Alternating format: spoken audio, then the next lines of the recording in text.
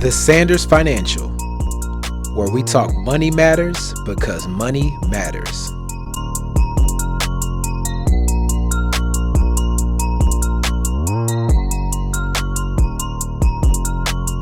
Welcome to the Sanders Financial, where we talk money matters because money matters. And one of the reasons we are still talking about real estate is because real estate is one of the number one ways you can actually build wealth. So we're going to continue to talk about real estate and other topics. This is a part 2 video that belongs to a part 1 where we're covering step by step the different phases of building a home that's new construction with a track builder. We're going to go to the job site. We're going to continue to talk about inspections, things to look for, and additional ways you can add value to your home to help build wealth and build legacy. So check out the first video, 1 through 9 steps. Yeah, 1 through 9 steps was in video 1. So this is video 2. Enjoy. Here we are again. Next phase. The roof has been completed. The front door has been installed. We are still waiting for inspection of our sheathing before we start the dry-in process. We've swept a lot of the nails out. As you can see, all of the framing has been completed on the bottom floor. So we make our way up. There are a lot of birds in here. Oh my gosh, you wouldn't believe. So many birds. I thought this floor would be covered in bird poop, but it has not. So this is the open loft area. Very open space. Good attic space. You see the framing. The reason you see holes in the attic is to allow air to flow through the attic so the attic can breathe. Definitely to make sure there's an exclusion there. In this hole, you got to be careful because construction people, they may not take care of that. You don't want any mice coming through because that's going to have a protective vent on it. That hole will not. So we need to investigate why that hole is there and get that sealed up.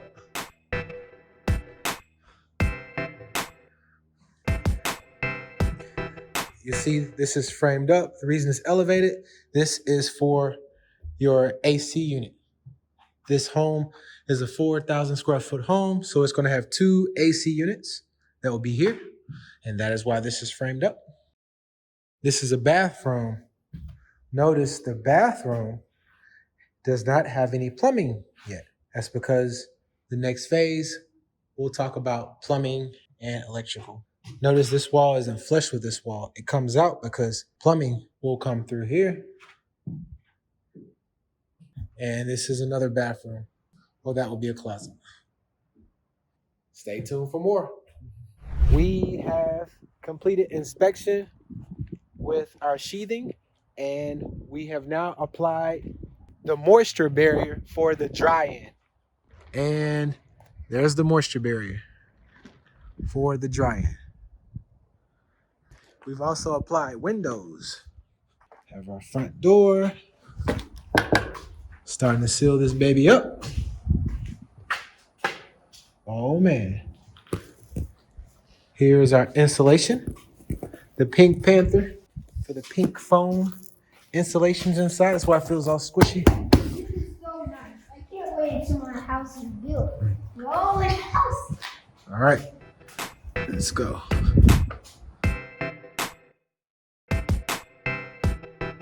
And here are the windows up close. Watch your step, Darius. Do not step on any nails. See the red? Just don't step everywhere you step. We've got the MI windows. Double pane, hurricane proof. Gotta be to code. Absolutely. Gotta be hurricane proof.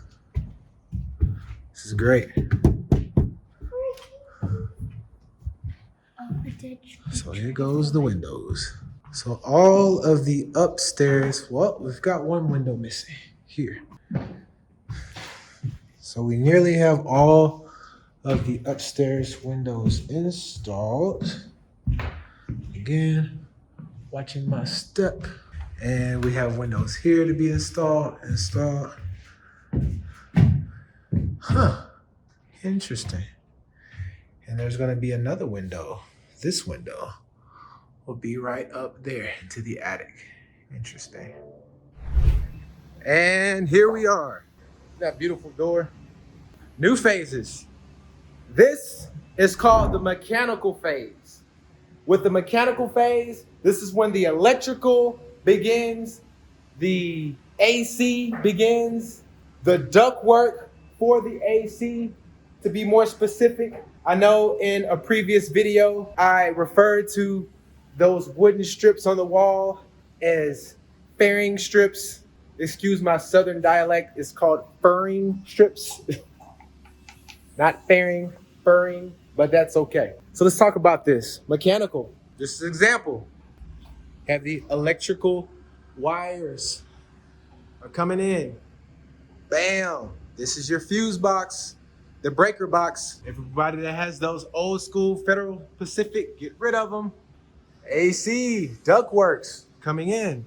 Here's a prime example of what could happen when there could be a slight miscommunication. This is for a double stack washer dryer. As you can see, dryer's here, washer's over here. This is the hot and cold water drain pipe. They're gonna have to reverse this T this direction to put the washer and dryer at the bottom. Washer at the bottom, dryer at the top, because that is how that goes.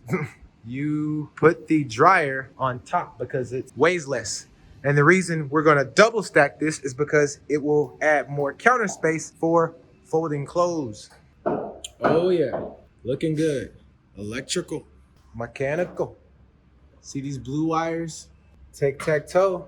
We have everything from power. This is gonna be for your Ethernet, blue Ethernet cables coming in. And see how the furring strips allows there to be a gap so that wires can actually go through your wall without going through this center block.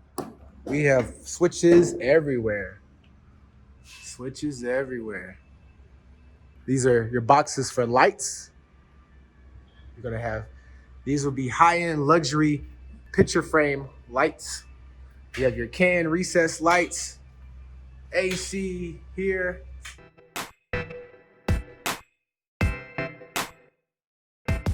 Yes, we are moving. We are moving quickly.